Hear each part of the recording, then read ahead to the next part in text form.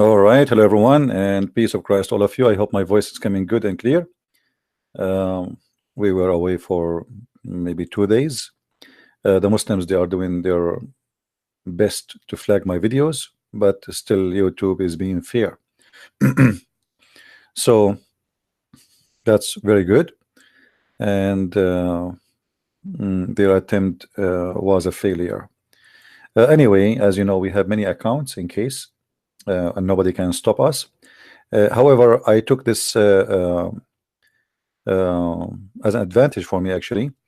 This is what the topic will be about today. So you will see on the screen. But when the Muslim they flagged my videos, actually, I said to myself, that's perfect. I will go back and work on my books. So now I'm going back and working in the translation of the Quran, which I started a while ago. Because many of you keep asking me why you don't do it, why you don't do it. So I decided to finish it. So now I'm back to work in the Quran translation. And not only that, once of you asked me why we don't have a Quran translation according to the Revelation, which means the original way. So I'm going to do the Quran, which is going to be the first time a Quran translated in such a way, which is according to Revelation as Muhammad claimed. Which means we start from chapter 96 to be the first chapter as it is shows up in Islamic source. So the Muslim they stop me, but you cannot stop me, because if I don't go live on air, I will be doing something else. It's going to be even more harmful to the cult of Islam. So don't try me, Muslims. Don't try me. Now, I'm not going to stay long because, as I said, I decided to finish this book. As you see in front of us, this is a picture of women, makeup, perfume. You see, one of the things about Islam is the hypocrisy of Muhammad. Muhammad is a man who blamed the women for everything, but he don't mind to have a lot of them. The woman is the devil, the woman is the ugly, the woman, she come in the image of in the shape of a devil, and she retreat in the image of the devil. But yet he have 13 of them, and not only that, he made verses that Allah said to him, take as many as you wish of them. Any woman she can give herself to you. So the woman who is in the shape of the devil, as we see in the hadith, just to refresh the memory of some people,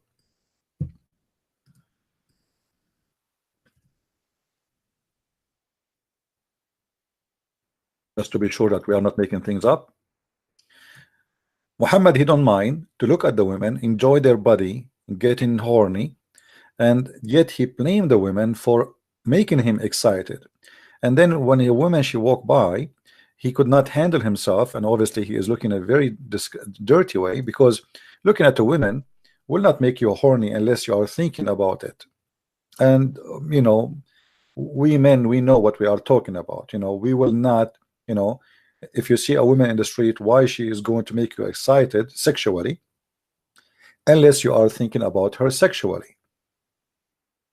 Let us say you have a sister, she is beautiful. Are you going to be excited to see her sexually? No. Why? Because she's your sister, supposedly, right? So you get excited because you think about someone is possible to be someone you enjoy looking at.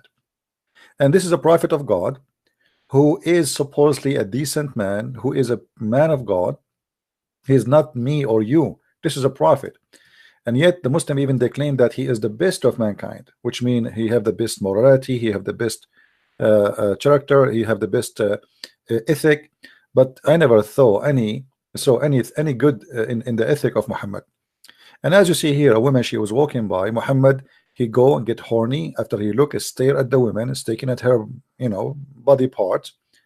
The woman, she did nothing wrong. She's not wearing a bikini. She's wearing Islamic clothes and wearing in front of him, and that still did not prevent Muhammad from being a horny man. Now here we see that the stupidity of the burqa, that the burqa did not prevent a man from thinking of women. Maybe it's going to do the opposite.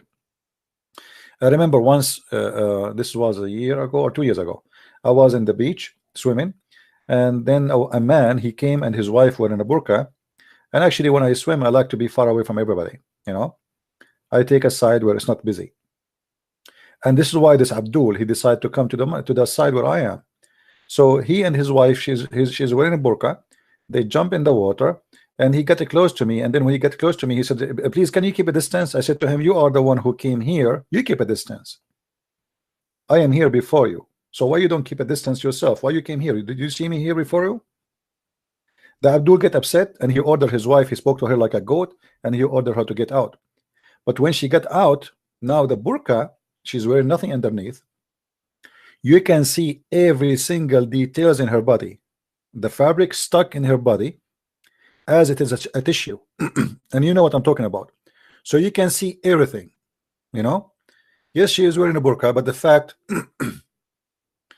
the burqa never stop somebody from thinking about a woman in a disgusting way or a dirty way.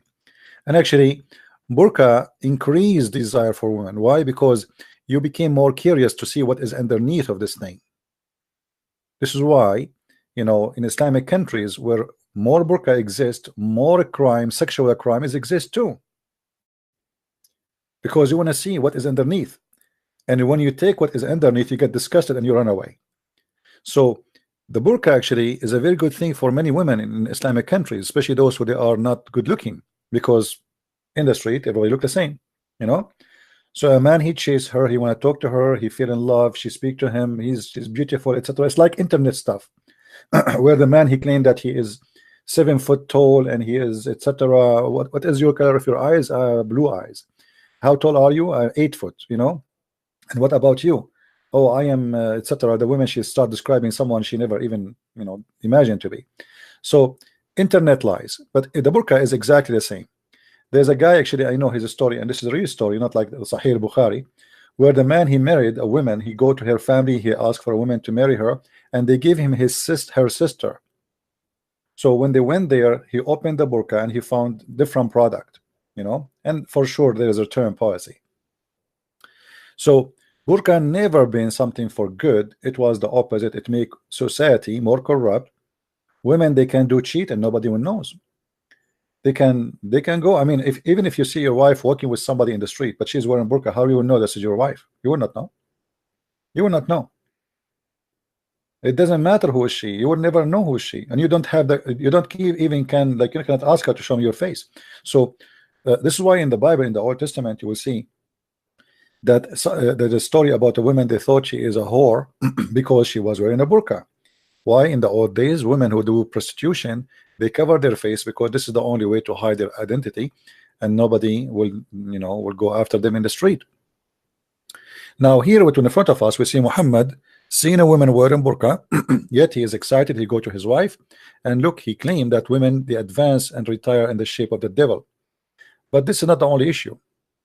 We go back to the image. As you see in front of us, we have perfume. Now, many of you will say to himself, I mean, what does have to do with Islam? Muhammad, he did not leave anything. He did not put his nose in it. So imagine Muhammad, he said that if a woman, she wear a perfume, and that perfume is not only inside her door, which means inside the house, and if she wore a perfume and she go out in the street, she is a whore. As simple as that. A woman wearing a perfume in the street, she is a whore. Let us see the reference.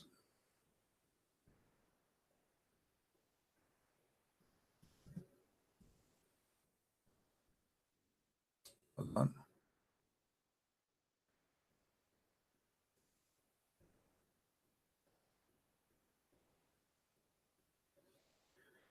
Read carefully with me. The Messenger of Allah said, any woman who puts a perfume, which means on her, then passes by people so that they can smell her fragrance, she is an adulteress. Just for doing that. If we ask the Muslims, can a Muslim man wear a perfume in front of the people? They say yes. Do the Prophet Muhammad, he wear a perfume? They say yes. So how come if the women, she wear a perfume, she is a whore, but if a man, he wear a perfume, he's okay? If you are saying to me that a man can be tempted by the perfume, well, don't the women get tempted too by perfume? So you're assuming that always the women is the guilty, and the women she is the evil, and when she put the perfume, she is trying to tempt somebody and seduce him. But when a man, you see the man, he can show his face. Why women they cannot be tempted by a face of a man or a look of a man? Who told you that?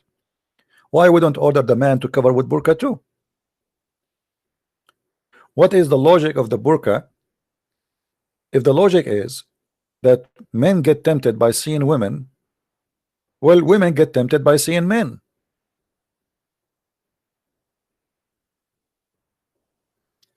If the perfume will tempt a man, well, a perfume will tempt a woman.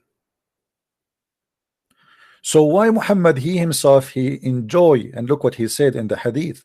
He said that Allah gave him a joy. The best of what joys he have is the joy of women and perfume. Allah Messenger said, women and perfume have been made dear to me. Okay, this guy, he have no shame, he's not shy to say, well, this and this is my best thing in this, in you know, like in this dunya, which mean uh, in this world. So why Muhammad can go and wear his perfume and women they can smell it? Why women they can offer themselves? Can a woman offer herself to different man except Muhammad, or only to Muhammad? So you will see here the hypocrisy of this cult, how disgusting it is. Everything is upside down. If the women she have some perfume, she is a whore. But remember, Muhammad, he have no problem that women she is renting herself for sex for one night stand, and she is not a whore. But if you have a perfume, you are a whore. So actually there's a hadith, Muhammad, he said, if a woman she have a perfume, she left her house with perfume, Allah will never forgive her, and she will never go to heaven. Now let me find you the hadith, just to show you we are not making things up. You know, because the Muslims, they might say, oh, this is not true, what this guy is saying. I don't like to say something unless I can prove it. Let me search for the hadith and trying to find it. So just by having a perfume, you will not be able to go and attend heaven, which means you are cursed forever, and this is your crime. You see it? Why? Why Muhammad? Why the Muslim men they can go out the house with perfume? Why the man he can? Why Muhammad he color his hair? But if the woman she do so, Allah curse her. Why Muhammad he ordered them to trim their mustache or even to shave their mustache? But if the woman she take hair from her face, Allah will curse her.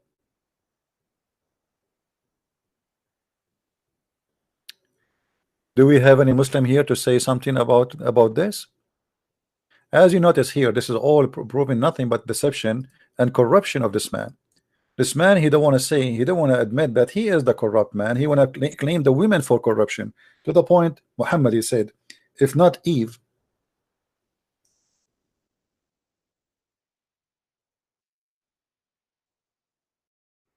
no woman will betray her husband. And the funny Muhammad, he claimed that he don't believe in the original sin, but he have no problem to blame the sin of every human being on women going back to Eve, which means if today if a man he do something wrong, it is the women who betray, and this woman betraying because she is the same as Eve.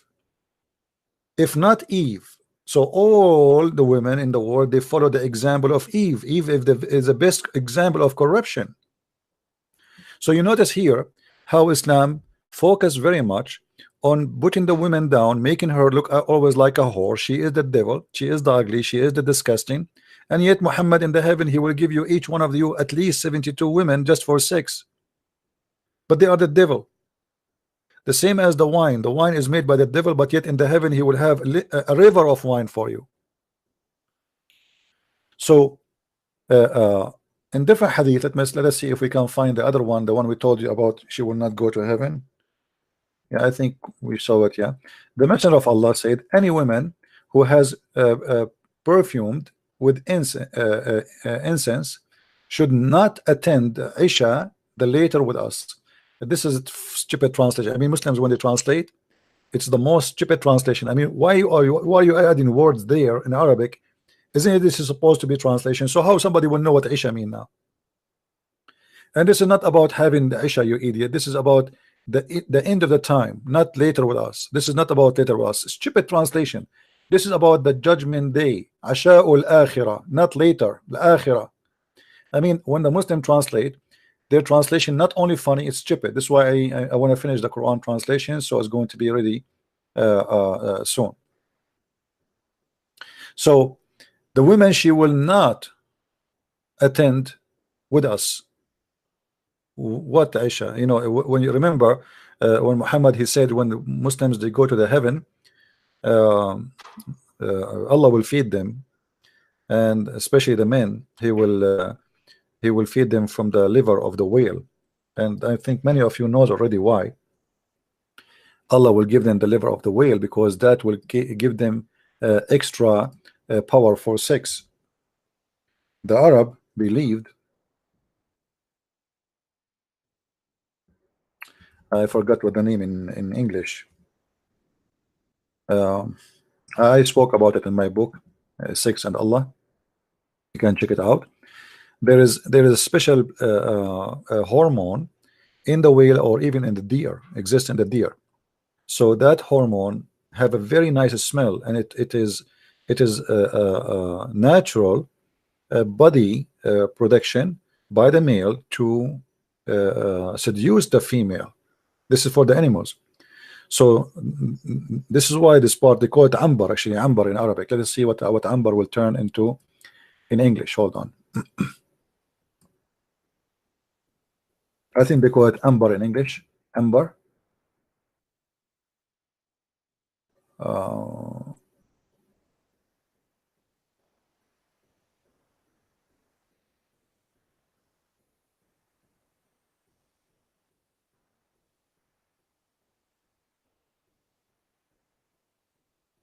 Yeah, I think it's called amber. So when it's a sexual hormone, and it's very expensive. So when you go when you go to heaven, Allah will provide you with this amber.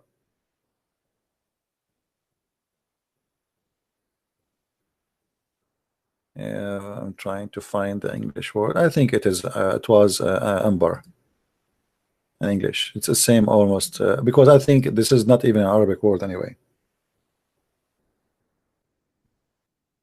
No. Anyway, so the Muslims, when they go to heaven, Allah will prepare them in a special way to be very, very strong in sex. And if you remember, Muhammad, he promised them that when you go there, Allah will give you a penis will never go sleep. And how he can do that? Simply by the food they will eat, which is amber and the liver of the whale. This is why when a Jewish man, he asked Muhammad, what is the meal? What is the first meal people they enter heaven is going to be? Muhammad, he said to him, the kidney of the whale. We find it here. The Jewish on that prophet recite the holy verse, okay, and then it says, okay, okay, what is the first meal? So he asked him, what is the first meal people of paradise they will eat? Look what Muhammad he said. For the first meal for the people of heaven, of paradise, it will be the cowdit. Is that a correct translation? The liver is cowdit, the liver. I'm not sure. I don't know what this word mean in English. It should be the liver if the translation is accurate. So the first actually here it says the fish liver. Here we go. I extra in front of us. I extra loop of the fish liver.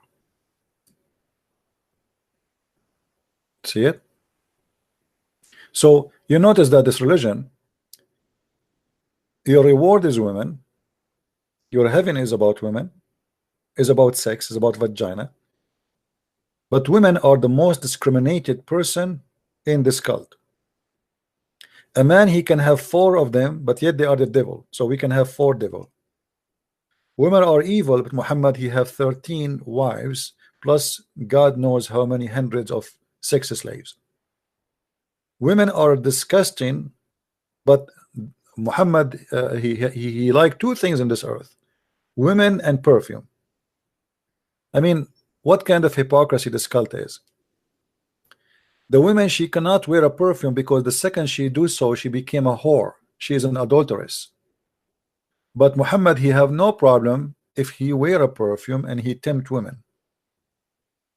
Because if the perfume, the problem with it, if a woman she wear it, she is tempting men, then why the man can tempt women? This is an Islamic website. They are asking if a woman she is wearing perfume and she go out with her husband, they say there's no problem with that. But if she's alone, look what it says: putting on perfume and going out with the aim of letting non-muhram. Non-muhram, this is what's stupid about Muslim translation again. Non-muhram, muhram mean a male who is from your family, is either your husband, your brother, your father. That is called him muhram. So if non-muhram go out, which means none of your family, men smell it, that is a major sin in Islam. Do you see it? This is haram. This is a major sin. So having sex with the children is not major sin. Doing breastfeeding for adult is not major sin. Doing muta is not major sin. Multiplying your wives is not major sin, with no limit, by the way, because they say to you 4 wives. This is a lie. 4 wives you can have in the same time, but there is no limit. You can divorce every day, new wives, and marry new wives. So perfume, having perfume is a sin, will make you a whore, as we showed you in the hadith.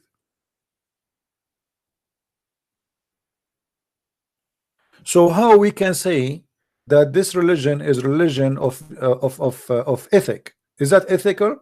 Is that really what make an ethic? Is that what going to establish ethic? Obviously, the founder of Islam do not know even what ethic mean.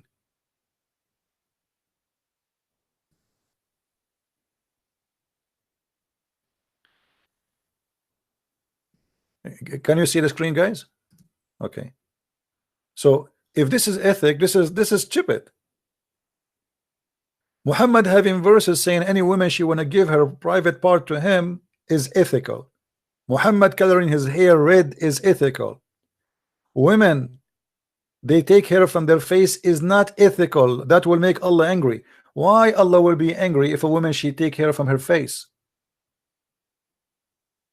It was narrated from Ibn Abu Musa that the Prophet said, if a woman put a perfume and passes by the people so they can smell it, smell her fragrance, then she is such and such. You see, this is a false translation. He did not say such and such. He said she is a whore. She is a whore and a whore.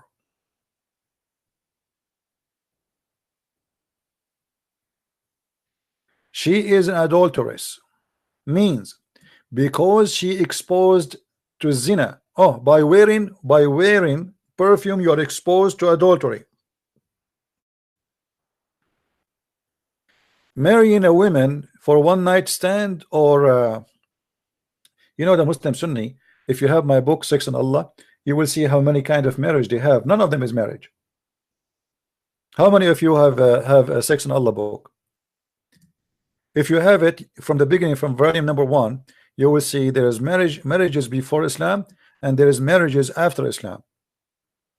And you will notice that marriages before Islam, Arab are very I mean, it's very open society, but after Islam nothing changed. It's the same. All what they do, they change the definition and they change the name and they change the rules, but it's the same. Because still you can have before Islam, women she can have more than one husband in the same time. Before, after Islam, the man can have many more than wife in the same time, but it's the same. What is different? Why it's okay for a man to have many wives, but it's not okay for the woman to have many husbands? I mean, what is the logic? They say to you the logic is we want to know who is the father. Well, today we can know who is the father easy. A little test with the DNA, we can know. It's very easy. And you will notice in Arabia before Islam, when the woman she get pregnant from multiple men, which means she have up to 10 husbands. 10 husbands, imagine. She choose who is the father. She say, this is your son. And whatever she choose, he accept. This is the rules. So the problem is solved. So this is not, there's no ethic here. You see, when God he created Adam, he created one Adam, one Eve. The Muslim, they will say to you, do you know how many women David he have? Who told you that David he was doing what God told him? Show me where he said to him, go and marry as many as you wish. David was a sinner. He cried to God asking for forgiveness. He was doing what kings do with all their corruption and bad ethic. Do you think David is, we Christian, we don't believe, same as Muslim, they believe that Muhammad was a amazing man. The Bible teaches us that every man is a sinner except the Lord, the God, who came in a form of a man, but he never commits sin. So you will notice here how the corruption of Islam and how always the corruption is blamed on the women. But in the Muslim Sunni, they have something called zawaj friend. If I go right now, let me search for it in Google. If I search for zawaj friend, let us see.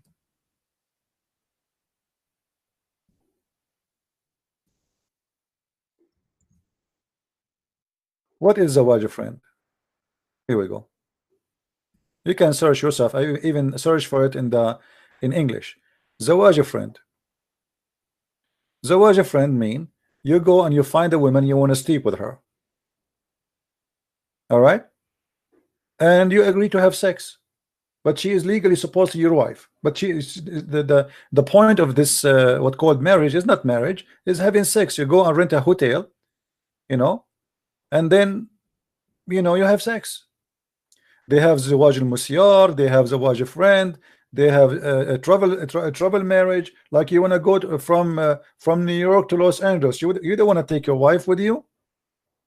So what do?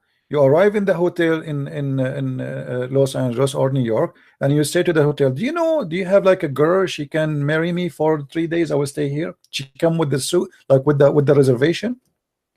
And then you do Islamic contract, but they call it marriage. But the fact, this is not having to do with marriage. So they have muta, still they do muta, but they different. They give it different name. The Sunni, they lie about the Shia. They say only the Shia they practice muta. But the fact, the Muslim, they still practice muta, but they have given it different titles. What is exactly, this is a guy saying, in the Sunni school of thought, there is apparently something called zawaj friend, which is apparently similar to boyfriend girlfriend relationship. So I have a few questions. What is exactly the difference between zawaj friend and misyar? Is that practice accepted in my mainstream Sunni? Are there any other things such this zawaj friend misyar in the Sunni faith? Is this practice as talked about and propagated often, etc.? So this guy is asking question about why the Muslim Sunni, he is look like a Shia. I think he is asking why they do that. Yeah, but anyway, so they have all kind of madness. But perfume will make you, wearing a perfume will make you a whore. But having a contract to sleep with the man in the hotel for 3 or 4 days and getting paid for it is not a prostitution in Islam. But you wearing a perfume, that will make you a whore. Zawaj friend, simply, you don't even live together. You only have, like, you rent a motel room for 2 hours to have sex. So she is your wife only during that time, and they call it zawaj friend.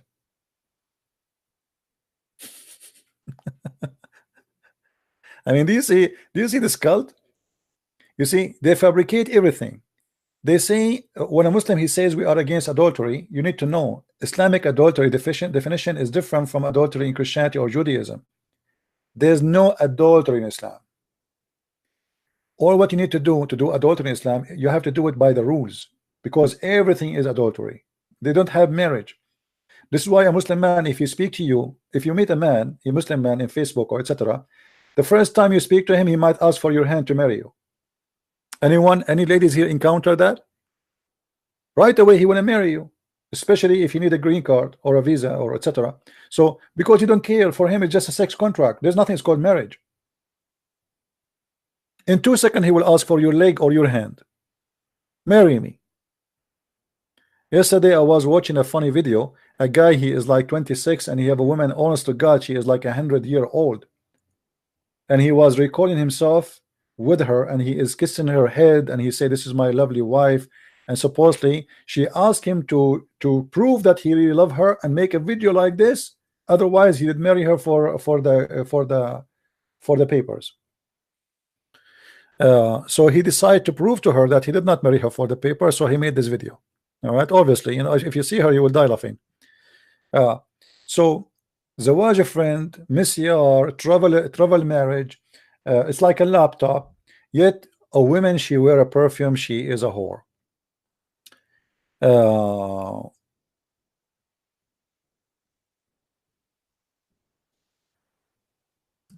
Let us see what else. See here, I wish I can play for you those videos, but we cannot. They are talking about zawaj friend. You see the sheikh here. You can search for them. Sunni version of muta.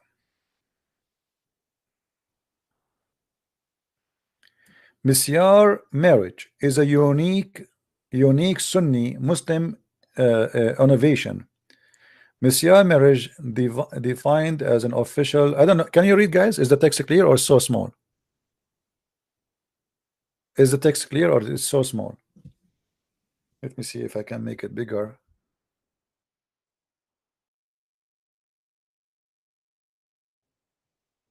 The problem, this website, if I make the text bigger, it still doesn't make any difference because I have to zoom out. You can? Okay. So anyway, you can search for those. Like as an example, misyar marriage. What is this stupid misyar marriage? It's the same as muta. It's the same. They just give it different names. All of it is just about sex.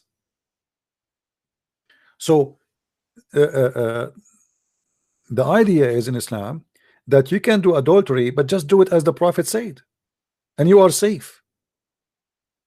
You want to have sex, you are horny, you want to hire a woman to have sex with you, just do it in a halal way. Nothing more, nothing less. They speak too much about ethic and dignity, and our women are like juries, but in Islamic cultures is the most scary culture ever. I grew up all my life in the Middle East, and I know what it is. If women there, they knew there is a guy, he is single and he have a phone. Like in the old days, we don't have cell phone, as you remember, like cell phone started maybe 1998, 96, I don't remember. But before that, it's only landline. So your name in the yellow pages. And if they knew that this number is for a single guy, even if you are married, they don't care. Your phone number will not stop. Women, they will be calling you. You answer the phone, you will see a woman whispering, sorry, I cannot talk loud. Why? My husband is here. My husband is here. Corruption, adultery, cheating. But the outside look of the society, everybody wearing burqa, everybody have a beard, everybody wearing white clothes, everybody saying inshallah, alhamdulillah, mashallah, etc. But if you go under the table, you will see all the worms by millions. It's upside society. You see, in the West, if a woman she have a boyfriend, she say I have a boyfriend. in Islamic countries, they don't have a boyfriend, they have hundreds. The same woman, she will be dating many because she don't know who is the one who will accept her at the end to marry her, because many of them to try even to get a husband, not to date, but because the society is a secret society. There's two, the Islamic society have two faces. There's the outside and there's the inside, and the inside is extremely ugly. The outside look like the marble covering the grave. You know how beautiful the marble is? Rich people, they put marble over their grave, but having marble will not change the fact that this is a grave. So we can build a beautiful grave, but the grave is a grave. And this is how the Islamic society is. So when you hear a Muslim sheikh speaking about the Western are adulterous, the Western are disgusting, the Western, they have sex in the street, the Western. If I go right now and search in YouTube, if I type two words, you will go crazy. You will not believe what you will see.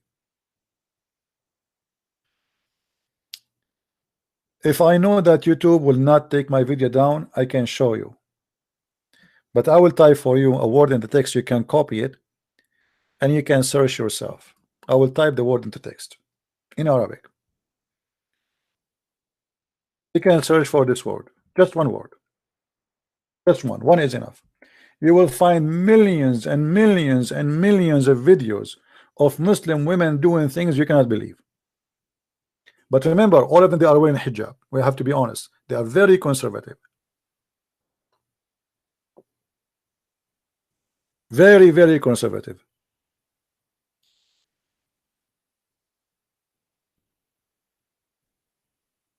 Hijab, my friend, we are conservative people.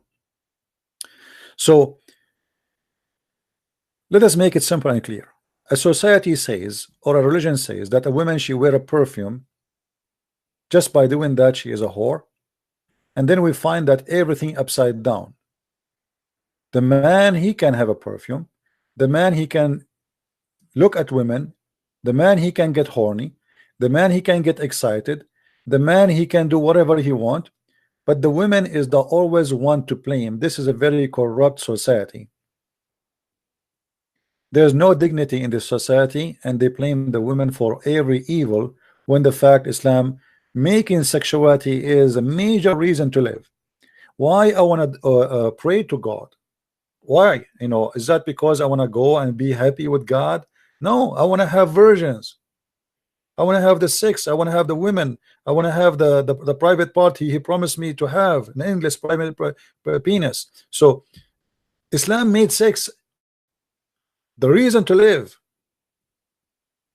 In Christianity, the reason to go to heaven, to be with the Lord, for he will provide us happiness we cannot describe.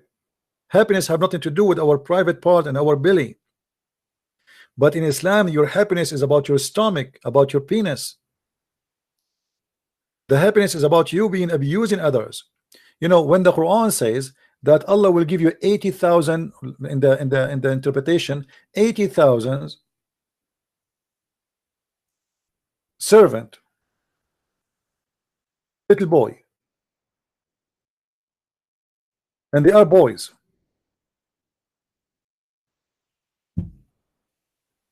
This one has no translation. Let us see this one.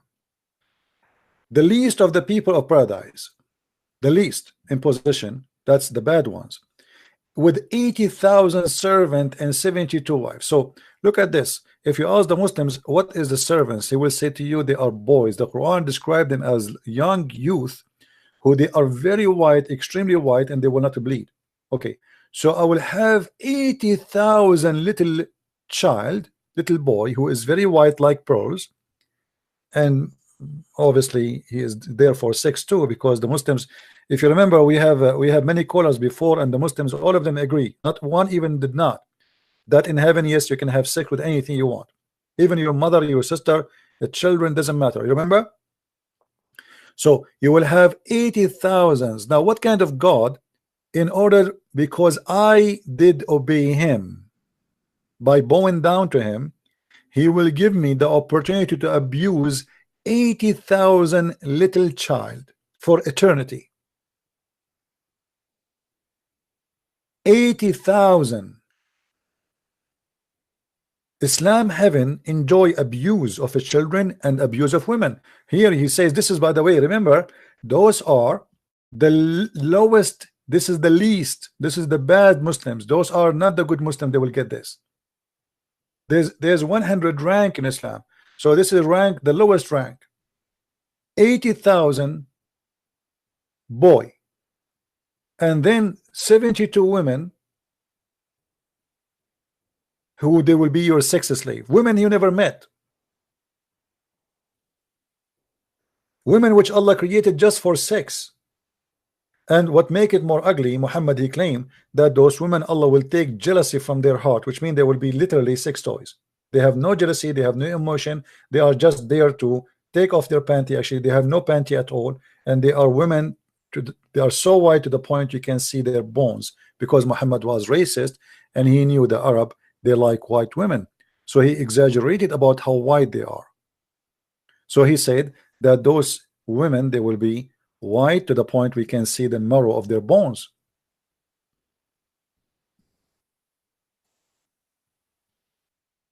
As you see in front of you in the hadith.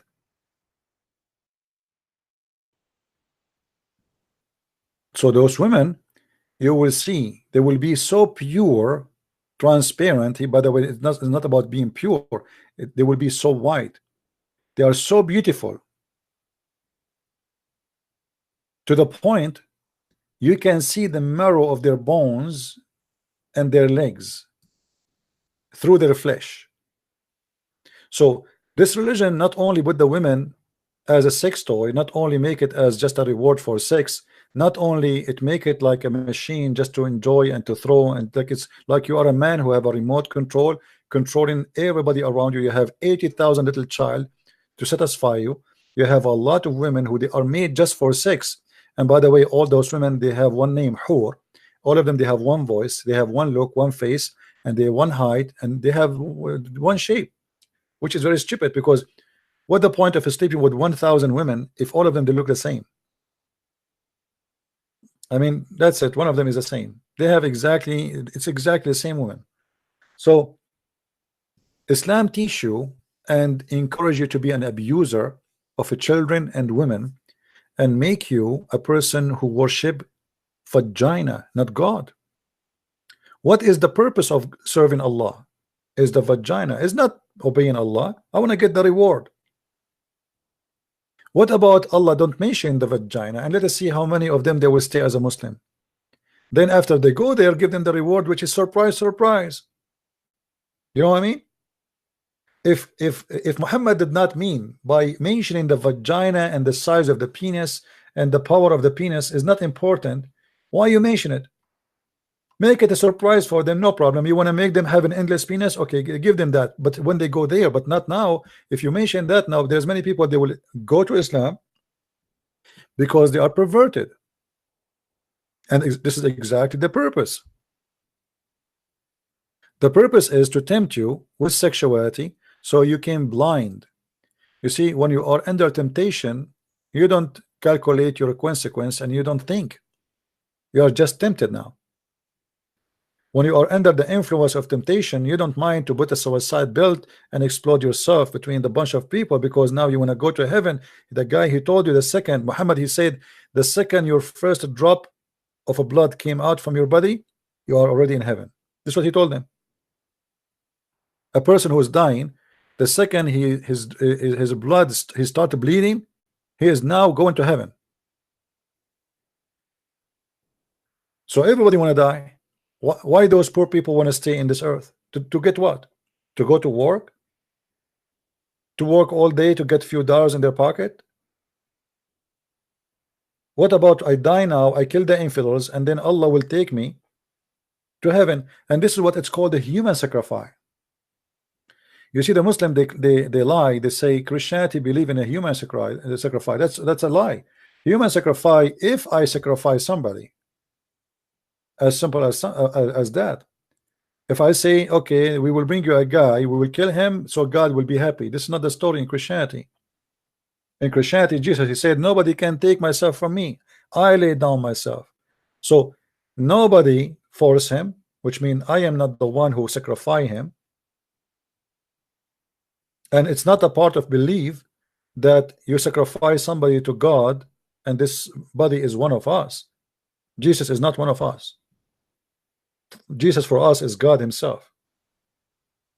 So what the sacrifice is speaking about, that Jesus, because he loves us, he knew they will kill him, yet he don't mind that such a crucifixion will happen. Extreme love. So in Christianity, God himself, he sacrificed himself. It's not sacrificing of a human being. In Islam, you have to kill so Allah will get happy. This is a human sacrifice. Why if I kill infidels Allah will be happy? Because he need a human sacrifice.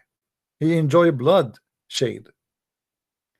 Why God don't do that? If Allah is God, why he don't go and kill the infidels? Why he needed to fight for him and kill for him, and that will make him happy? What about he make himself happy? The Quran confirm everything we say. The Quran says قاتلوهم يعذبهم الله بأيديكم.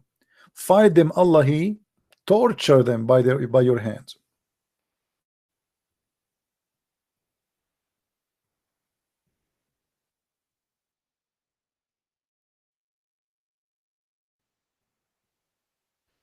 Do you see it? Chapter 9 verse number 14. Kill them and torture them. First translation, by the way, here it says يعذبهم, not punish them. Allah will torture them by your hands. Allah will torture them. Allah he enjoy the torture. And that because Allah is a fake God. Because if Allah is a true God, why he need a poor Abdul like you to die for him, do human sacrifice, blood sacrifice, so he enjoy his meal in the heaven? What about he kill us? As long he is God, he's almighty, he's powerful. Do he need you to fight for him and kill us?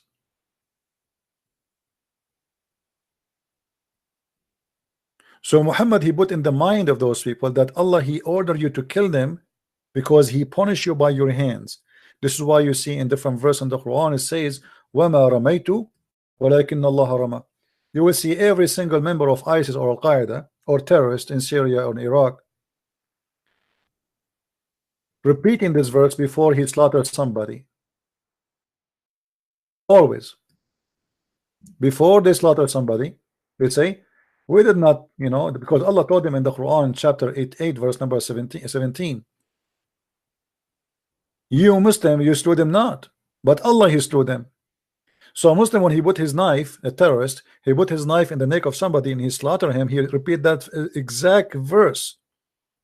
وَمَا رَمَيْتُ وَمَا رَمَيْتُ إِذْ رَمَيْتُ وَلَكِنَّ اللَّهَ رَمَى. I did not throw my arrow, I did not slaughter you, but Allah he slaughter you. And Muhammad he made this verse for them just to make them feel comfortable, for free of guilt. So you slaughters thousands of people, no problem. It's not you who killed them, it's Allah. Don't worry about it. It's not you who killed them, it's Allah who killed them.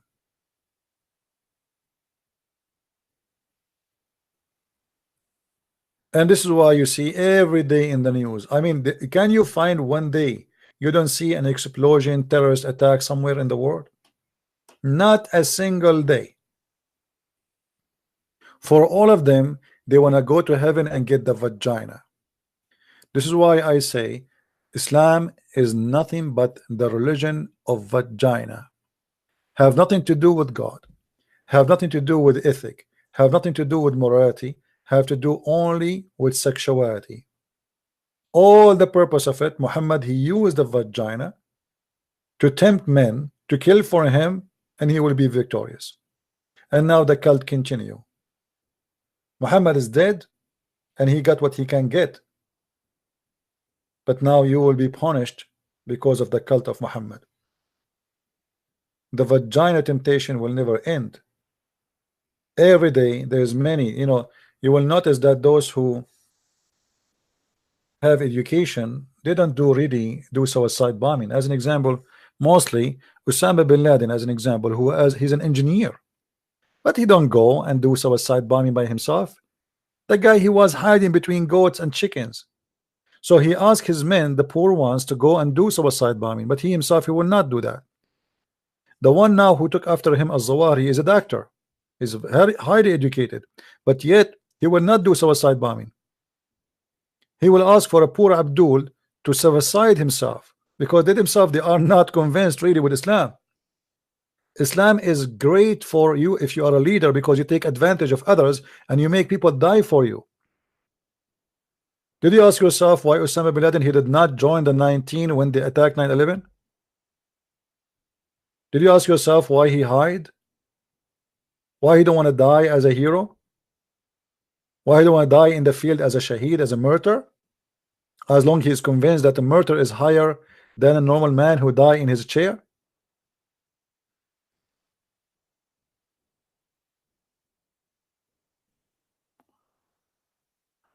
Anyway, as I said, today I'm not going to stay long because I want to go back to my books. And as I told you, today I'm working, I'm back working in translation of the Quran, and I hope we will be able to finish it as soon as I can. And this Quran will be the first Quran ever translated according to revelation. If you do not know what according to revelation mean, let me show you what does that mean. There is not even a single Quran until now exist according to revelation.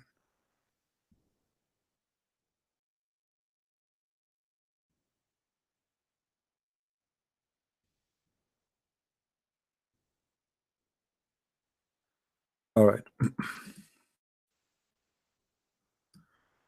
This is the Quran according to revelation. This is the website, you can search. The Muslims agree that the Quran which is sent by Allah to Muhammad is not the Quran today as revelation order. So the Quran I'm working right now in, the first verse, a chapter, is not going to be chapter Al-Fatiha, is going to be chapter of Al-Alaq, which is today in the Quran today is a chapter 96. Second chapter will be Al-Qalam, Al-Muzammil, Al-Mudaththir, etc. All right, so this is how the chapters will be lined up. It's totally different from the normal Quran which you have or people have in their hand today. All right, so I hope I will be able to finish it, and this is why I decide not to stay many hours, because staying many hours in YouTube is taking really too much of my time, and by the time I'm done I'm exhausted and I don't want to look at the computer no more. So let us hope we will be able. And by the way, the book in the Malay language is going to be out in Amazon maybe in 48 hours, maybe in a week maximum. We are just waiting for the copyright confirmation, and then is going to be published. So those who speak Malay, and some of you said why not in Indonesian? I thought Indonesian people understand Malay language. And why not in Indonesian? Because I don't have somebody translate it to Indonesian. As simple as that, you know. So we will provide books as much we can based on those who help us in translation. So I want to say thank you guys for being here, and I got to go back to work. Please subscribe, download my videos immediately. I will not keep my videos on my channel. So in order to have them later, you might not find them. There's many people download my videos, but maybe they don't download all of it. Maybe they download only the debates. So if you are interested in a video, a specific one, you better download it, save it, post it in your channel. You can make it even a private. You don't, if it's up to you. So download, share, and help us in our work. So more and more people, they will be knowledgeable and they will be able to learn. All right. We have somebody wanna call me. Are you a Muslim? The one who wanna call me. The one wanna call me. Are you a Muslim? There's a guy. His name is Luca. Are you a Muslim, Mr. Luca? Are you a Muslim?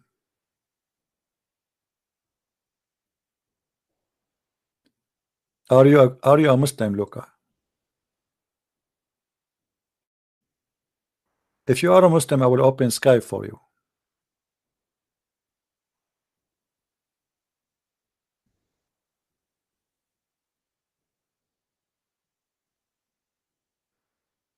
See, the second we talk to them, they stop playing. Suddenly they want to call now. Do you want to call me, Luca? So Luca was a hero. The second we mention his name, he go and sleep. He's saying to himself, uh oh, he's talking about me now. Okay, Luca, I'm going to open my Skype for you. Let's see if you are truthful or not.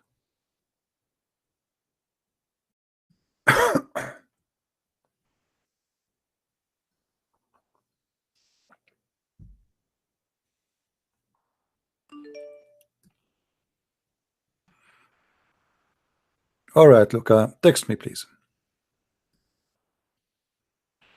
Text me and tell me that you are Luca.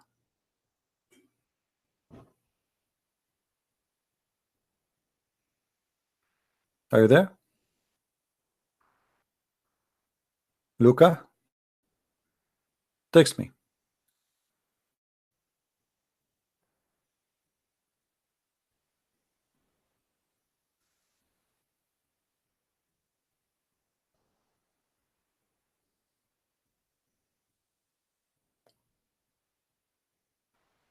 The fraud is only your prophet, my friend, the one who promised you an endless penis.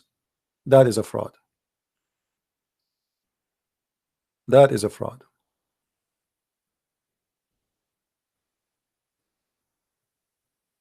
If you have the courage, call me.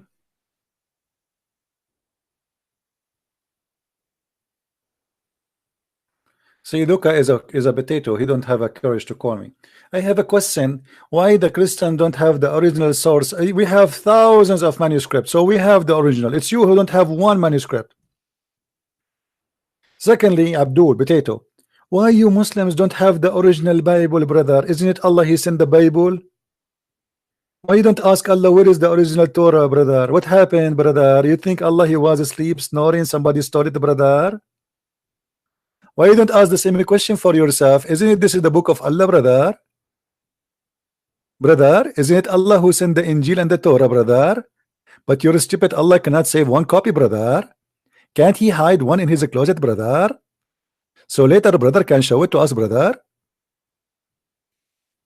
Brother Tata, did the person ask me question? And did the question we ask a question? Why you cannot tell us the original Torah set of the Bible? And look at them, they don't have the original title. Look who's talking. We have tens of thousands of manuscripts of the Bible. You have zero.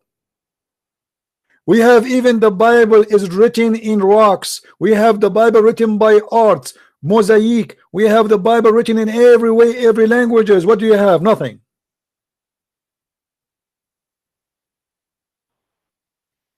But we have reference that the goat ate your Quran. And until now, the goat is wanted. And by the way, if you find the goat, let me know. Huh? As you see in front of us, this is the, according to you, this is the Quran according to revelation. Where is the Quran? Where is your Quran according to revelation? I want to have it. Huh?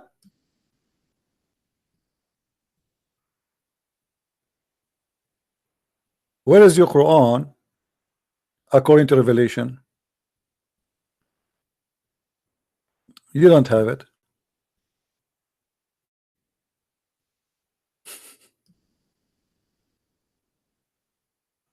They don't have it. What happened? You are talking about the original, but you don't have any original. Even the book of Uthman, you don't have it. Where is the book of Uthman? You don't have it. You don't have the book of Uthman. You don't have the book of Muhammad. You don't have the book of anyone. Simply, you have nothing.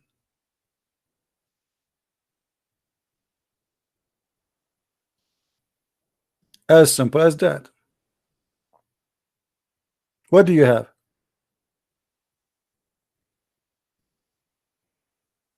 You know, a Muslim is the same as a camel. He is complaining about a pimple in your back, but he cannot see what he have in his back.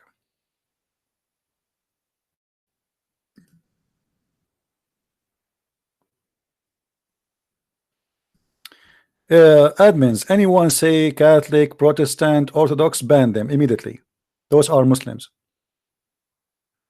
Anyone who say Catholic, Protestant, Orthodox, ban them. Those are Muslim playing games. They try to make some city people to fight.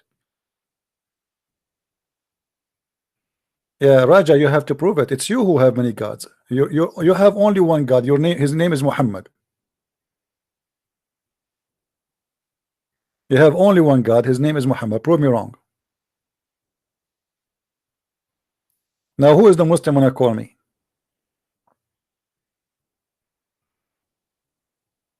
You are the one who believe in the Trinity. If I type the word tree now in the Hadith or in the Quran, we'll find everything in Islam is based on the Trinity. Muhammad, Jibreel, and Allah. What is Islam? Muhammad never spoke to Allah. Allah never spoke to Muhammad. You have Muhammad, Jibreel, and Allah. Prove me wrong. What do you say when you start your prayer? In the name of Allah, Ar-Rahman, Ar-Rahim, 3 names. How many names for Allah have? 99, which is the multiply of number 3. When you do ablution, what do? You have to wash it 3 times.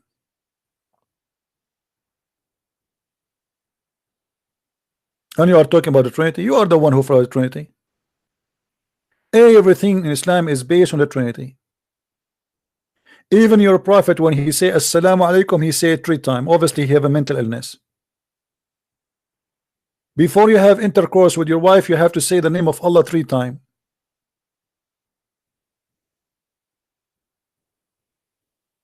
Huh?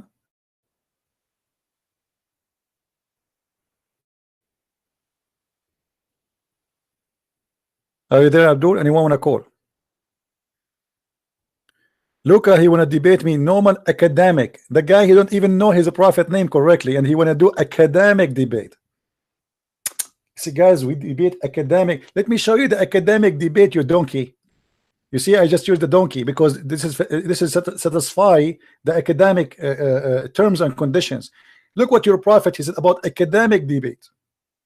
Do you want to see the academic debate according to Islam? Let me show you.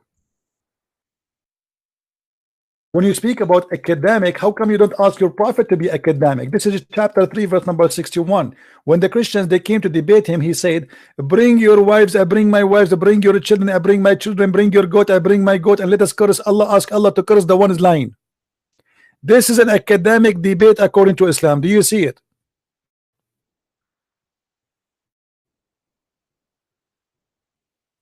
Abdul, do you see it? Have you ever heard of a debate like this?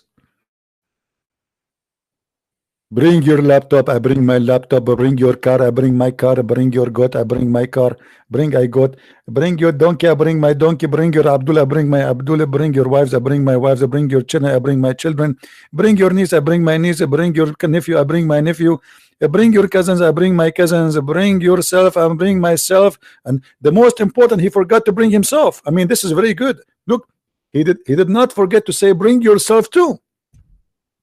It's going to be horrible if you say not all of those are coming but not yet you. And this is a debate. This is academic debate according to Islam. And now let us do it in Islamic way. Your turn, Christian Prince. May Allah cut my nose if I'm lying. Your turn. May Allah make my shorten if I'm lying. Okay, your turn. May Allah hit me in my if I'm lying. Your turn. But this is a debate. This is a coward. He have no answer. He's trying to run away from debating them. And Abdul talking about academic debate. Why you don't ask your God Allah to be smart a little bit when he speak about debate? Yeah, a Facebook chat is possible. Anyway, just ignore him. He's a kid. Anyway, guys, thank you very much for being here. As I said, I'm not going to stay long today. Please download the video, share it around. And if there is a Muslim, he is serious, he claimed to be a sheikh or etc. He can contact me in Skype. All of you, you know my Skype. And we will be happy to take him to Allah. Because debating Christian Prince, by the way, will increase the size, your size. You know what I'm talking about. And Allah will give you extra vagina. So, I mean, you will win anyway. Just debating me. Just by talking to me, Allah will bless you, brother. What do you want more in life more than this? I mean, what is the existence of a human being in Islam more than this? If I am wrong, prove me wrong. The whole Islam is about this. You go to heaven, Allah will make your penis will never sleep. You go to heaven, Allah will give you 80,000 little boys for sex. You go to heaven, Allah will give you the lowest, the least of people in paradise position is with 80,000 little boys. 80,000. Why? In the heaven of Allah, according to Islam, your clothes will never get dirty. They will never be wrinkled. They will never be ruined. You will never do poo-poo. You will never take a shower. You will never stink. You will never have a pee. And if you wish, the food is going to be in the front of you before you move. So what the servant for? Any Muslim can tell me? You look at the sky, you see a bird, the bird right away will be in your dish if you wish it. So what and there's no garbage. There's no dishes to wash. So what the servants for? It's for sex. It's just a pure sex religion. Nothing more, nothing less. Somebody saying, show us how authentic this is a da'if, my friend. This is da'if. But did you hear a Sheikh Hamza? He said the argument of weak hadith is weak argument. Guys, did you hear that video? The Muslim, they say to you, oh, show us if this is authentic or not. You say da'if. This is Jami' al-Turmudi. This is Sahih book. The books of Sahih are 6. So how it can be Sahih book and then it's da'if? But even if it is da'if, it is authentic, because even da'if is accepted. It's not rejected. There is something is called fabricated hadith that is rejected. Da'if, as long as it have a rank of da'if, its mean is accepted. So only donkeys, they play the game of da'if. You can go right now and search in YouTube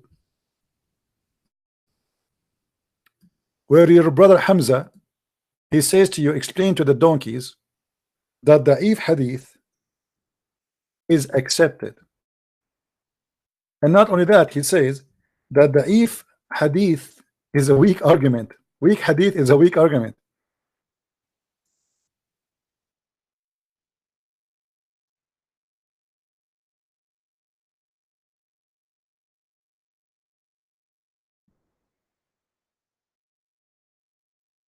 You see it?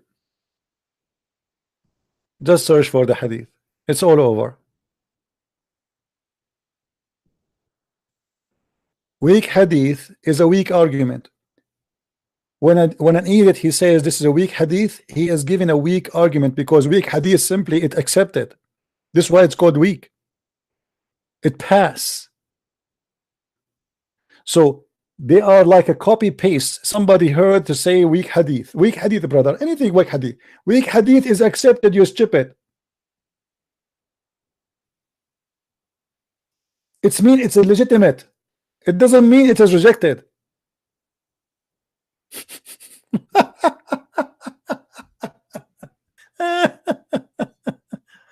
Anyway, love her. But you know, they are desperate. They are trying to find a way to run away from what is written in their books. So anything you say to them, they say to you right away, it's weak. Let me tell you, your Islam is weak, your God is weak, your Allah is weak, and your Muhammad is weak. And to the point, Islam is based. And look, by the way, by saying there's a weak hadith or something rejected, they claim that's mean Islam is not exist, because Islam is based on two, Quran and Sunnah. So if the Sunnah is not pure, that's mean Quran cannot be pure. If Quran is the only source of Islam, and then the Muslims they say Quran is preserved, then we can say okay, Islam being preserved. But we find later that the Quran is not preserved and the hadith is not. But Islam is based on two, and actually 80% of Islam, or maybe more, is based on the hadith, not in the Quran.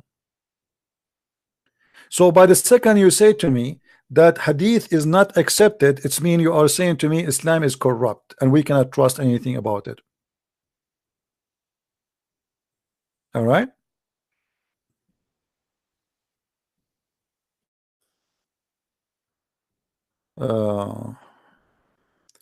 Zakir Hussein says he want to challenge you. I know he is watching. Can you please call him? Who is Zakir Hussein? How I can call him?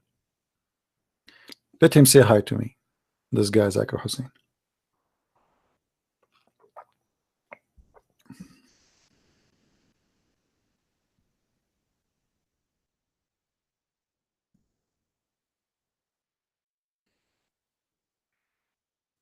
How I know him? I mean, you are saying to me, call him. What? How I will find his name? Let him call me. Zakir Hussein, you want to call me my friend? What is Zakir Hussein? Who of you is Zakir Hussein? Where are you?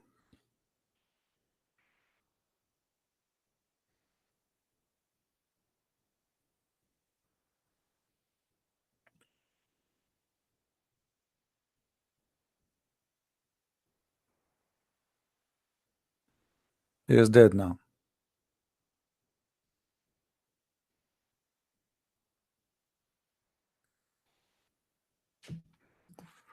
Well, I'm not going to wait for him until tomorrow. I'm leaving soon. So if you want to call, he can call me.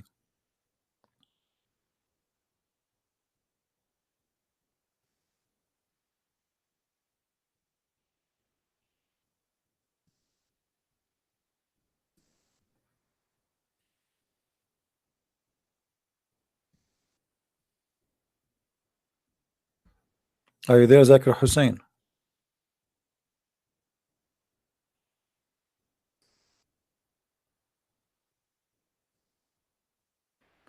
Well, we have somebody, he's saying, I was a Muslim, thanks to you, I left Islam. Well, thanks to the Lord, my friend. If you want to call me and you want to ask me something about Christianity, the person who said he just left Islam, let me share your text in the, but I will not share your name. Anyway, there's no name here. I was a Muslim, but thanks to you, I have left Islam. I'm so happy for you, my friend. And I hope you will accept Jesus soon as your savior.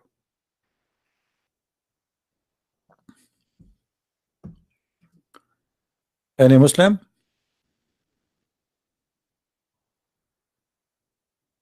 Yeah, we have thousands and thousands of people leave Islam after watching videos, and you know, like God knows how many. And when how I know, like if you don't say, I will not know.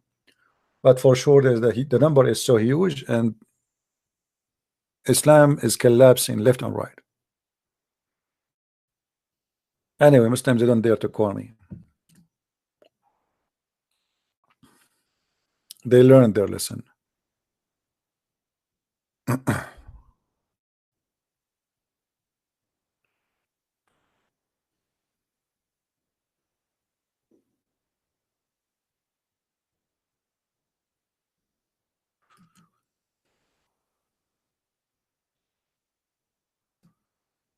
Any Abdul?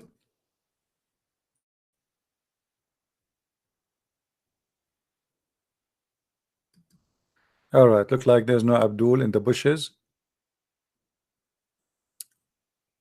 And some people, they are sending me in Skype images. They got my books. This is one of my books. I hope you guys like it. Okay. We have another guy. His name is Mohammad. He left Islam too. He just sent me this message now.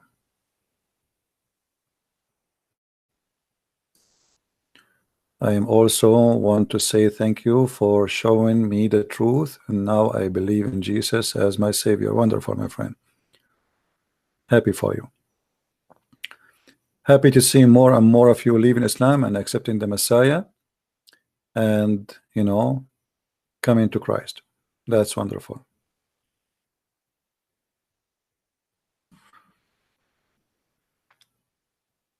Any Muslim, you see, Muslims, if you don't defend Islam, a lot of Muslims leave Islam because of my videos. You like it or not?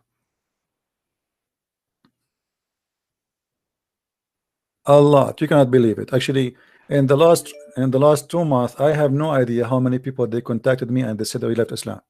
You will not believe it. It's like, you know, suddenly you open a dam of water and the water come. Look like maybe we have a Muslim here to see.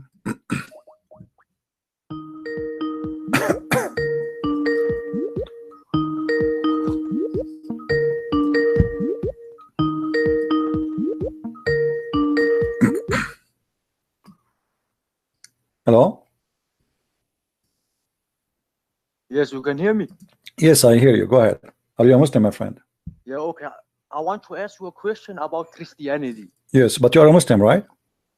Yes, I'm Muslim. Okay, you want to ask me about what? Go ahead. Yes, I want to ask you, do you serve Jesus? Yes, I do. What about you? You Yeah, serve? okay. Do you serve Jesus Yeah, or okay. Allah? Look, I serve Allah. Who is Allah? Who is Allah? You serve a man. Okay, who is Allah? Who is Allah? It's the creator. How you know he's a creator? Do you have a proof that he's a creator? Your Allah is a man. Is also the creator. Okay, hold on. Jesus is a creator too.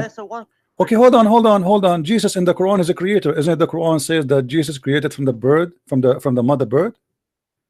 What you mean? The Quran says that Jesus created from the mother bird. Yes or no? No.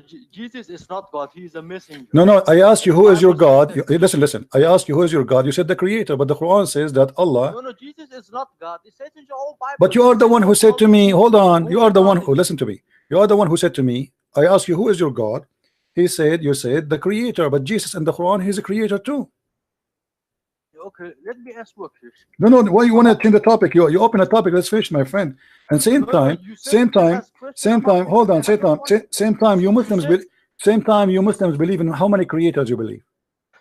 Look, you said you believe Jesus is God. Yes. Okay, you serve Jesus. Yes. Yeah. Okay. The Bible says, just as the Son of Man did not come to be served, but to serve. In Matthew 20:28. Okay. Now, why do you say you serve Jesus when the Bible says don't? Well, because Jesus, he said in the same chapter, if you want to be my follower, you have to serve. To be the master, you have to be the servant.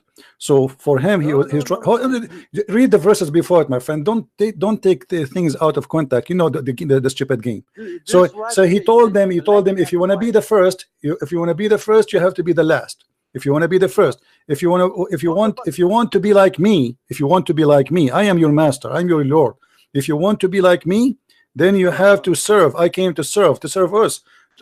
Let me ask you, when Allah he provide you with wine in the heaven, who is the one serving the wine to you? Is it Allah or you? It's not me. It can be servants. No. But who is the one who provide you the wine? It can be young boys. No. Who is the one who provided the boy? You just said young boy, right? Okay, perverted cult. Now I'm asking you, who is the one who provided the wine? Who is the one who made the wine for you? How do we get into? Who is the one who made the wine? Please don't change topic. Who is the one who will make the wine for you? The wine, there's no alcohol in it. This is not the question. Yeah, it's a wine, but there's no alcohol, guys. This is not the question. Who is the one who will make the wine for you? Wine, it can be there in gender. It can be. This is not the question. Who is the one who made the wine for you, my friend? The question is very simple. Who is the one who will make the wine for you? What is the point? I have a point to it. Just tell me who is the one who made the wine. Yeah, okay. You can ask also who will make the honey. Yeah, the same. Who make the honey? Yes, who make the honey for you there? Allah makes the honey. Thank you. That is a service. So you are saying to me how Jesus served, but your God is going to serve you in heaven. He will make wine for you. He will make honey for you. According to you, your God is a cook in heaven. He make honey. He make wine for you. He spent the whole day in the kitchen just cooking for you. What kind of God he is? You want to talk about wine and all. See, you are the one change the topic. You are the one who called me to say is how you serve. My friend, you see a Muslim, the second he ask a question, he can't stand for his question. This is the question you ask me.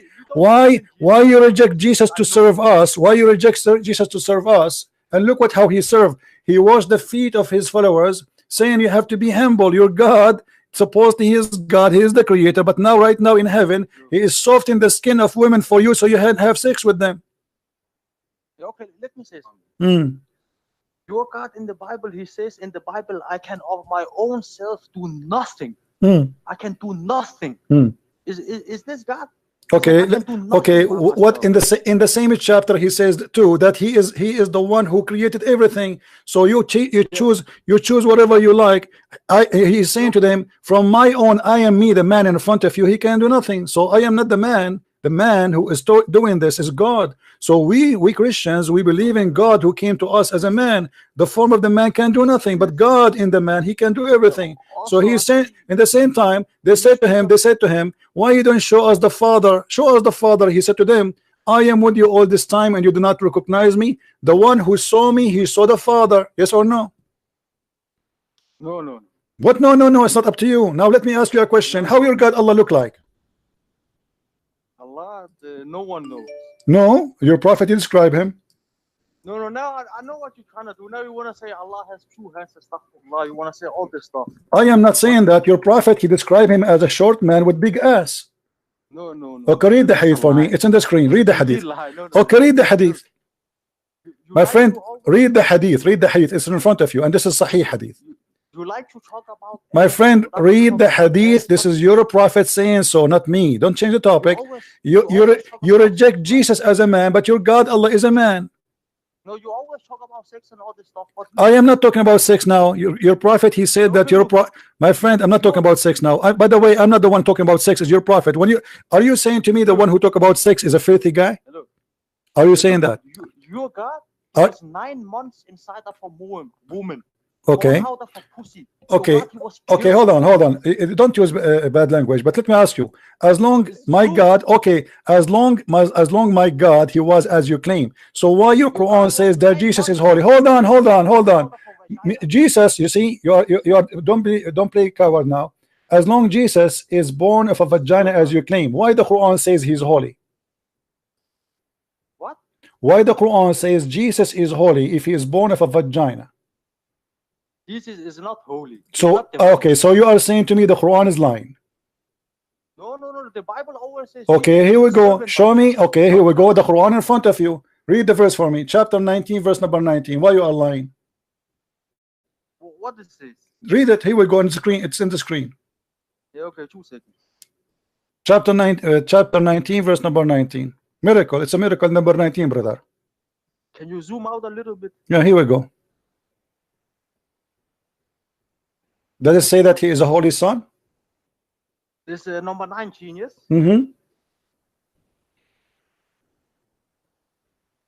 It says, he said, nay, I am only a messenger from thy Lord. Yeah, this is the angel, Abdul. This is the angel, supposedly. This is not about Jesus. Just prove my point right here. I'm only a messenger. Abdul, don't be stupid. This is the angel talking now, not Jesus. Don't be a donkey. The angel saying, I am a messenger, speaking to Mary. Stop being stupid. It's not Jesus speaking now. It's the angel saying to Mary. You see how stupid you are? You don't even know what is in your Quran. Which verse you showing this from? Is from the Quran or what? No, this is Yellow Pages. Allah has no son. This is not a question. You see, don't change the topic. You are the one who said to me that Jesus is born of a vagina and he is not holy. Your Quran says Jesus is holy. So which one of you is a stupid? You or your God? Which verse is this? I told you, chapter 19, verse 19. How many times I need to let me repeat for you? Chapter 19, verse number 19. Chapter 19, verse number 19. Chapter 19, verse number 19. Chapter 19, verse number. Chapter 19, verse number 19. And I'm sure after 2 minutes you will ask me which verse is that. Chapter 19, verse 19. Huh? 2 seconds.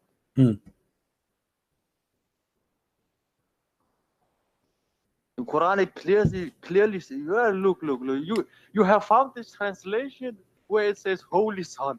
So the Quran says Allah has no son nor any part. Don't change topic. Don't change topic.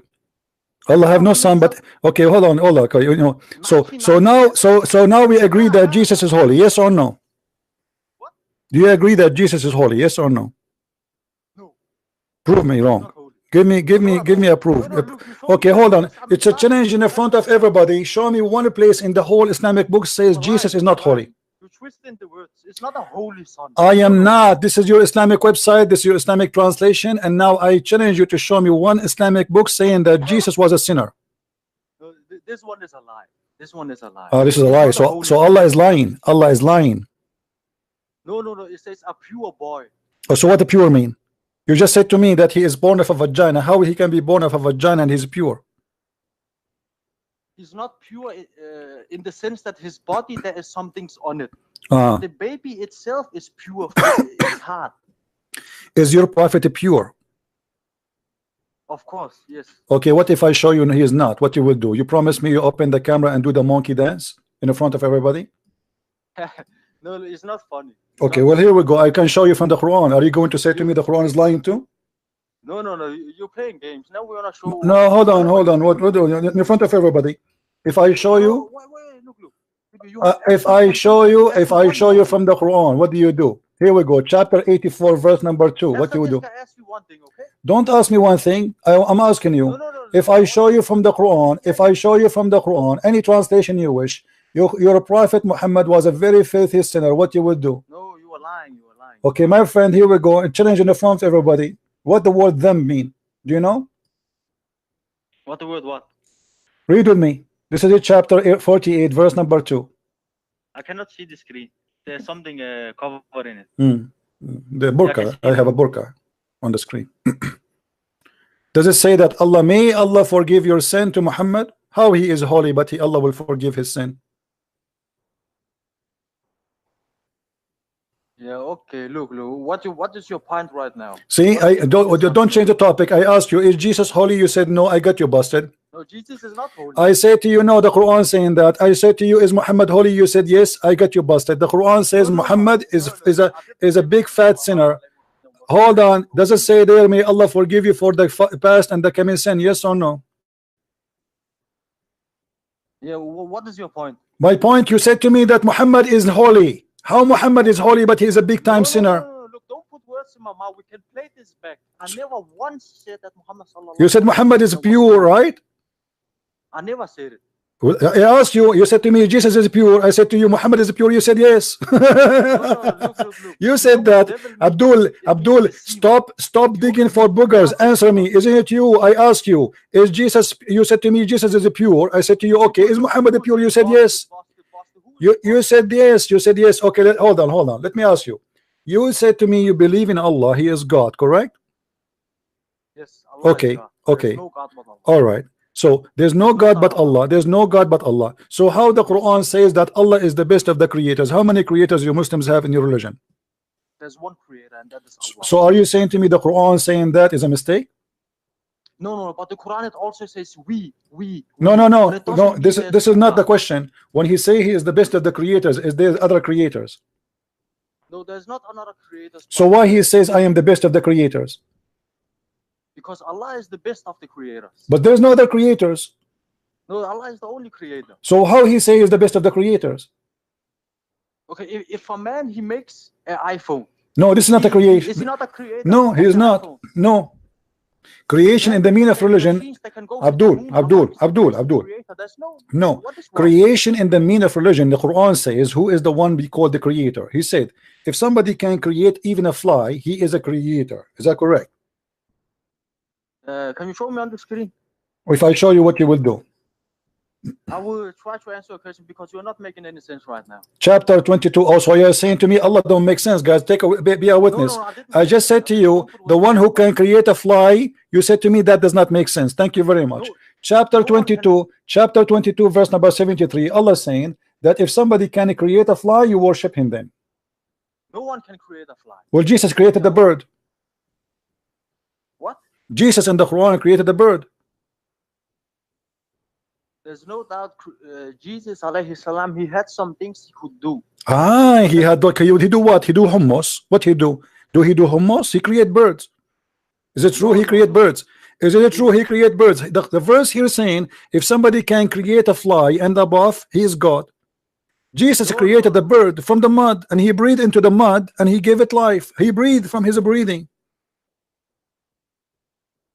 Now, are you trying to say that this proves that Jesus is God or what? Well, yes, I asked you what make God God. You said to me he is the creator. I'm not denying that Jesus alayhi salam, he had some miracles he could do. No, this is not a miracle. This is not a miracle. This is not a miracle. This is not a miracle. Because you see, this is beyond miraculous stuff. Because now he is giving life. Jesus is not. He is doing what God can do. You see, God, he can provide his prophet with miracles. As an example, your prophet, he have a miracle. He can have sex with all his wife, all of them 13 wives in 15 minutes. Look, let me ask you a question about the crucifixion. Why you want to change the topic? No, let me just ask you a question. No, why you want to change the topic? We are talking about God. What kind of God? What kind of God? Your God. What kind of God? Your God. He cannot create anything. Hold on. You said to me your God is a creator. Do you have a proof that he can create anything? Jesus, you admit that Jesus can create from the mother bird. You admitted that Jesus, he can make the blind see. You admitted that Jesus, he can do things nobody can do. Now, can you prove to me that Allah can do anything? Something he would be explicit about. Okay, what Allah can do? Can you tell me something Allah can do? Allah can't die. What is your point? Allah cannot what? Allah can't die. Can die? Well, my God never died too. Like your God. No, your God cannot die because he never been alive. No, your God, he decomposed. No, that's true. That's not true. Prove it. No, you ask me if my God died, I say Allah cannot die. No, okay, no problem. Your God cannot die because he is an idol. He does not exist. He is false. No. You can kill something that does not exist. Now, Jesus, let me ask you, okay, you are the one who said to me, God cannot die. Is Jesus alive now? No, answer me. Is Jesus alive or not? No. You see, stay focused. You are like a monkey jumping from a branch to a branch. You said God cannot die, correct? No problem. So is Jesus alive or not? If Jesus is alive, if he's alive, yes, right now as we speak, is he alive or dead? No matter who it is. Answer. Why change the topic? Why don't I answer? Is Jesus alive or dead now? You said to me, you are the one who said to me, God don't die. Is Jesus alive or not? Jesus is not dead right now. This is not okay. Jesus is not dead, guys. Take the news. So you just prove to me that Jesus is God, because why everybody is dead except Jesus? Explain to me. Another look, for example, George Bush, he is also alive right now in hell. No, he's not. He's alive in hell. No, he's not. What is your point? No, he's not. According to your religion, he is not. According to my religion, he is not. Stop lying. Because there is time, it's called resurrection. To stop being a liar. Resurrection. It's because you don't believe in punishment in the grave. No, we don't believe in the punishment of the grave. But this is stupid of you. By the way, you just said punishment of the grave. Do you believe in that? Yes, there's no doubt about it. Okay, let me ask you. Is it so you believe that there's 99 dragons will go inside your anus? There is snakes in the grave. They punish and eat you over and over. Yeah, they will go inside your anus specifically. This is why you Muslim Sunni, you put a piece of cotton in the anus of a human being and you push it with a stick, correct? No, not true. What do you mean? So why you put the cotton in the anus of a dead man?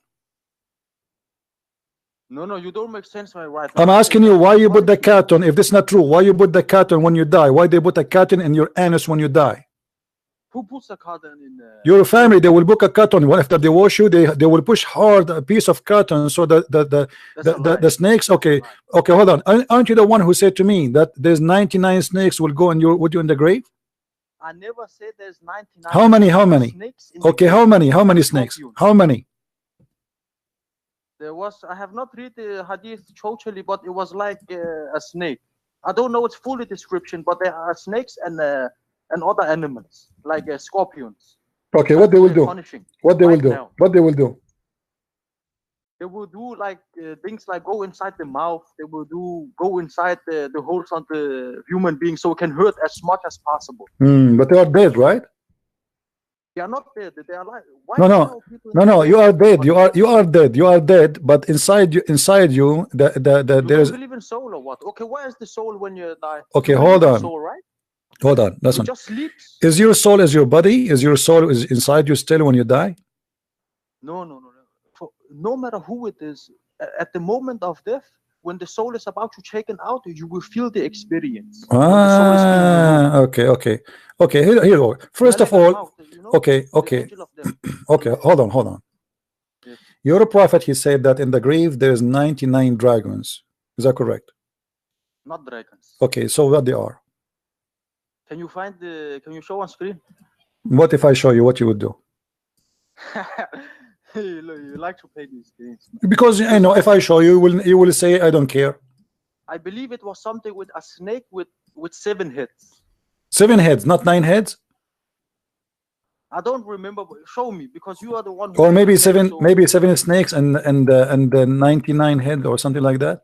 Because your prophet, he keeps saying things, and he because he lie, so he cannot keep his words. No. There are so many creations in the earth. Why would Allah not make other creations? What? It's easy. This is easy for Allah to make another creations inside the grave. There can be a snake with 2 heads, no problem. 3 heads, no problem. Why is this a problem? Okay, Allah, so why Allah will put 90 will put a dragon and the dragon is have a. It's a dragon. Dragon is something you see in cartoons. Come on, man. Okay, do you want me to show you the reference? Show me let me see dragon. All right. And you will get debunked. You really? Yes. Are you sure? Yes. Look. You know that Right. you know, right now we are playing your game, but I'm a boss you at your own game. All right. Okay, here we go. It's in the front of you. Do you see it? It says, here we go. ويرحب له في قبره 70 ذراعا etc. blah blah blah, and then he says قال عذاب الكافر في قبره والذي بنفسه يدي إنه ليسلط عليه 99 تنينا. In the grave there's 99 dragons. Do you see it? No. Don't tell me no, it's in the front of your face. Dragon. And this is تفسير القرآن. تفسير القرآن العظيم. تفسير القرآن العظيم. Do you see it? Dragon make fire out the mouth. Do you see it? By Ibn Kathir. By Ibn Kathir. By Ibn Kathir. So don't tell me I don't see it. It doesn't say that. So this is تفسير القرآن العظيم. It says that in your. Show me in English. Show me in English. Let people see. Okay, let me see if I can fight in English. No dragon. So are you saying to me you don't speak Arabic?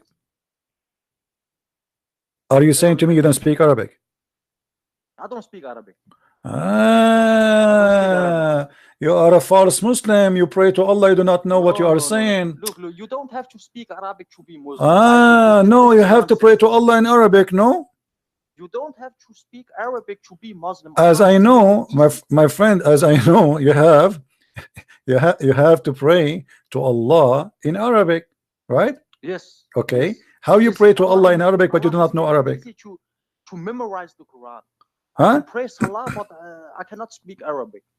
Allah has made it easy. So when you read the Quran, the soul and the brain, it memorizes it quickly. All around the world, the Muslims, they speak the Quran and they memorize it. Okay, do you memorize the Quran?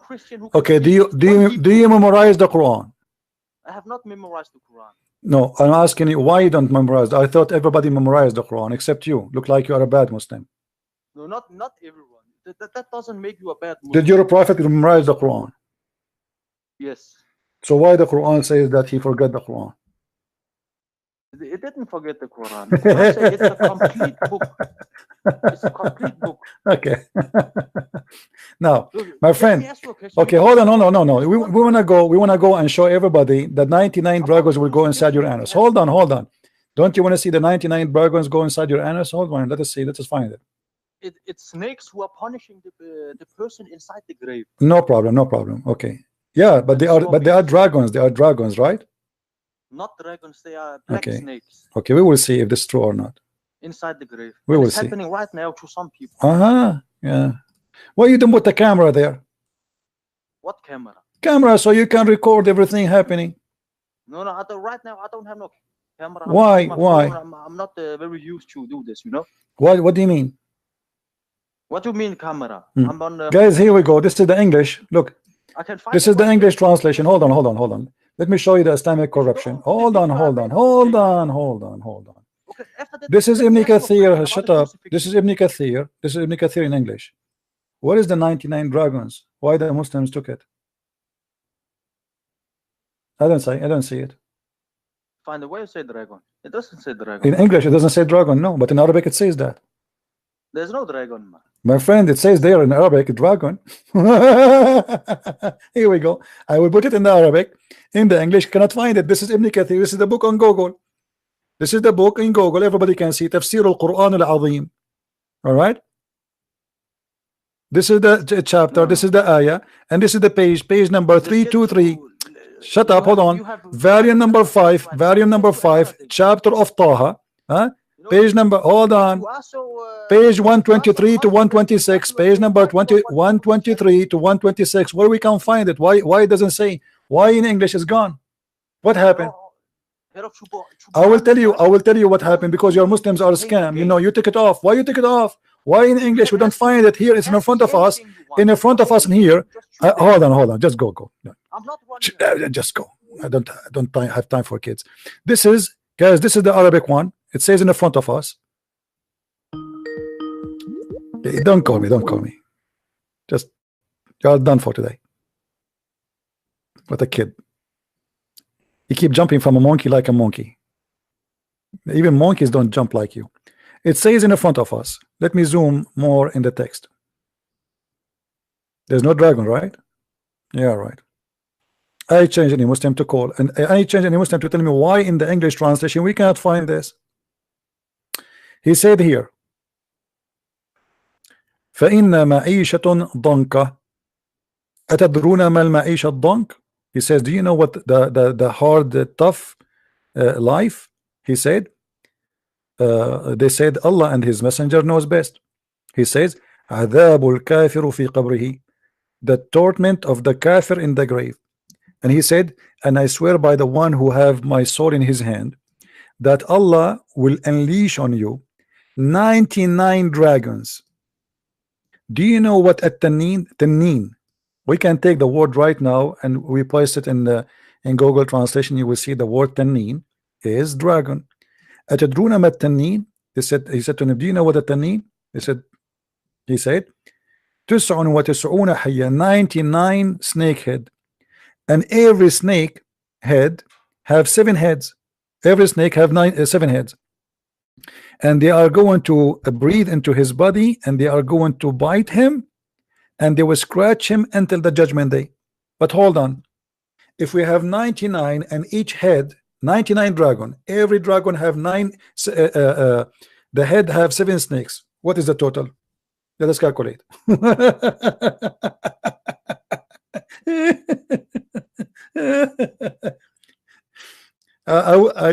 Tomorrow call me if we go on air. You know, you are fun. So we have, let us see, 99 dragon, then x 7, okay, and every dragon have 19 is 99 snakes, okay, then x7, that will be 693 693 head of a snake.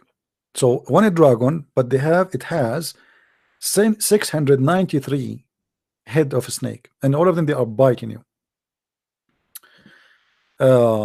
Here if you go down, it says he's confirming the same. Let us go down in the page more.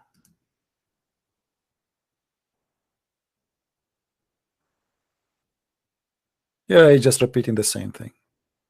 So do you see, this is how stupid this cult. And here you see the corruption. This is why I say to you, when you learn Islam from Muslims, they lie. Where is the 99 dragon? This is Ibn Kathir in English, and this is a chapter 20, verse from 123 to 126. We cannot find it in English. Where is the 99 dragons and where is the snakes? They are gone. They are gone. They took them off. There's no snakes, there's no dragons. Anything will make Islam look stupid, they took it off. This is why I say to you, never buy a translation done by Muslims. They lie. What is the authority of the translator to take such a story from the Quran? If Ibn Kathir is saying that in Arabic and you are translating, who are you to take it off? Anything make Muhammad and his books look stupid, they take it off. Do you see it? No, my friend, the Muslim, they can call me tomorrow, including this guy who called me today. He is funny. Tomorrow we will continue, because I told you I want to go back to work in the Quran, and we want to finish this project. So I want to say thank you all for being here. Don't forget, please, to subscribe, invite your friends, and tell them about what we do. Don't forget to give a like and support what we do. They flag my videos like crazy, but still we are victorious and they cannot stop us. We have many accounts. They do your best, you know. Nobody can stop us, and actually that make more Muslims leave Islam, because Muslims, they are wondering, like this guy now, he called me. Look how he jumped like a monkey from a place to a place. Each time he mentioned something, he got busted. He changed the topic in the speed of light, because Islam is embarrassing. Islam is stupid. Islam as a cult cannot stand the questions. They ask you questions, the same questions they ask you, they cannot ask it to themselves. We can answer it, they cannot answer the same questions about their cult. Islam is the most stupid religion, and nobody can defend it. And he look, when somebody tries to defend Islam, he looks stupid, not because you're stupid, because Islam is stupid. I feel sorry for you. How a person can defend such a cult? Nobody can defend it, my friend. The second you start defending it, you will look funny, stupid. You said to me you believe in the punishment of the grave. Here we go. We have 99 dragons inside your anus. Who in the world don't believe in this? You said to me that God, how God can be God and he died, but you believe in the same time that you are dead but alive. And not only that, let me show you. You Muslims believe that Muhammad is God because Muhammad, he claimed that when you pray, Allah will place all your prayer to him in the grave. Read and laugh.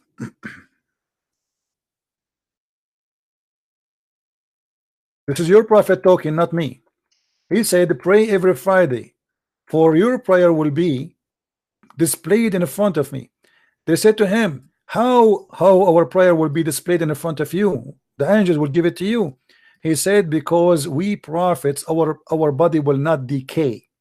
Read it. Muhammad, he claimed that he is living eternal. He is alive. He is not dead. Even the prayer will not go to Allah, will go to him. He is your God. You pray, your prayer does not go to Allah, it goes to Muhammad.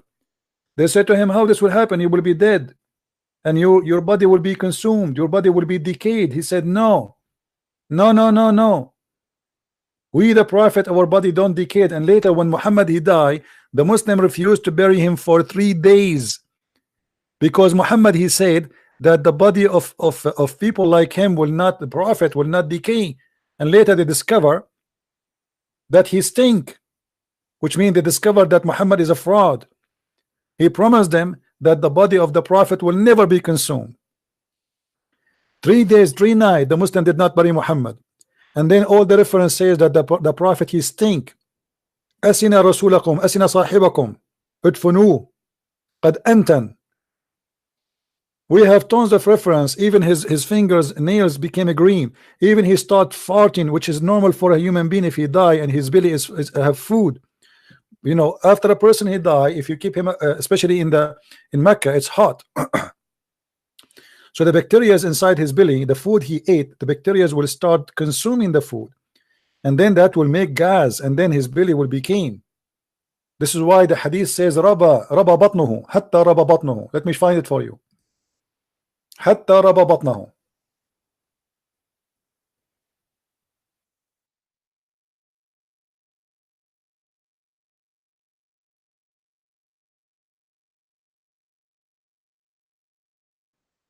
Here we go. All those references saying the same. Read with me. This is the book تهذيب الكمال في أسماء الرجال. It says here, إن رسول الله لما مات لم يدفن حتى ربى بطنه وانثنى خنصره. It's when the prophet he passed away, did not bury him until his belly became so big from gas. ربى بطنه became so big. He start farting. And when thana khunsarahu, his fingers they collapse, they shrink, because his body is being consumed. So the Muslims, they follow a false prophet who made a promise that when he die his body will not be consumed, and then what happened is totally the opposite. So how you can believe in such a cult? If we go tomorrow live on air, feel free, all of you, those who want to call me, you can send me text messages to Skype and I will call you. Thank you for the caller for exposing Islam, and tomorrow maybe you can do better. Study your homework, my friend, and remember you are talking to Christian Prince. Even though I speak down to you with your level, I did not give you a very harsh questions, because I know that Muslims, they are the last one to know what Islam is about. But don't blame me if you look silly and stupid when you talk to me, because you are defending a silly, stupid religion. Thank you very much for being here, everybody. And again, may the Lord bless you, and I wish you a great time with your family. And until we see you maybe tomorrow if I can, until I see you then, don't forget to subscribe, tell your friends, download the videos, and do the good work. God he told us to do. God bless and take care. Bye-bye.